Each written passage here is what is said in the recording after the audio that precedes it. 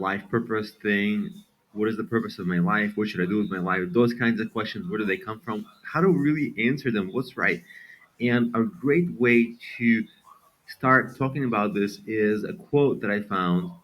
I don't know who said it, but I really liked it. You don't find yourself, you create yourself, or you make yourself. It's up to you. It's not like you're going to sit under a tree like a Buddha and it's going to come to you. It might, but most likely it might not. So let's really start digging into how you can discover it. And it isn't one thing in your life, it can change throughout your life because your brain changes throughout your life. At some point, as you grow up, it matures. As you grow older, it actually decays. And I'm not saying it's about your particular brain, it's all our brains. It changes throughout our lives. Men's brains change differently than women's brains. It's all biology. It's all been studied and restudied and restudied. There's nothing new that I'm saying here. But your brain changes, and very interestingly, your world changes throughout your life. Not just the world, but like the people around you change. What's right becomes wrong, what's wrong becomes right. Just things change through decades. Culture changes, everything changes physically, philosophically, biologically in you. So, of course, your life purpose at 10 or 20 years old is different than at 40 and 50 and so on and so on. So it's okay to be open to that change, and you actually have to be sensitive to it and watch it. So the main idea is it evolves. It isn't something static that you were born to do necessarily. It evolves.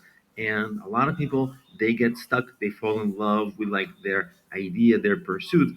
Everything else changed, but they're unable to adapt with it. And so they pursue a passion or a goal from decades ago that they had that maybe isn't really the thing that's best for them at the moment, but they don't necessarily realize they can change their pursuits. And another main point is it doesn't just appear. Like that quote said, you are responsible for creating it. The question most people have, well, where do I start? I don't know where to start. I would start with your curiosities. You have to listen to where your mind drifts, where it navigates, where it gets pulled.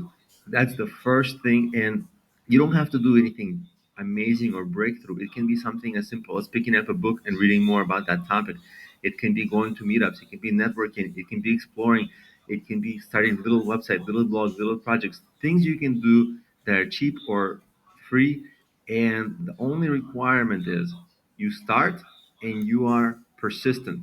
You don't just start and don't give it enough time or effort or exploration, because idleness, if you just think about it, think about it, think about it, but don't do it, that's often failure, which is going to lead to lack of fulfillment, lack of motivation, lack of all those things because you haven't dug in. Because what's going to happen is once you start, once you read a book, once you network more, you'll get on secondary idea, tertiary idea, another idea on top of your original idea, and you'll get to somewhere amazing, but only through action.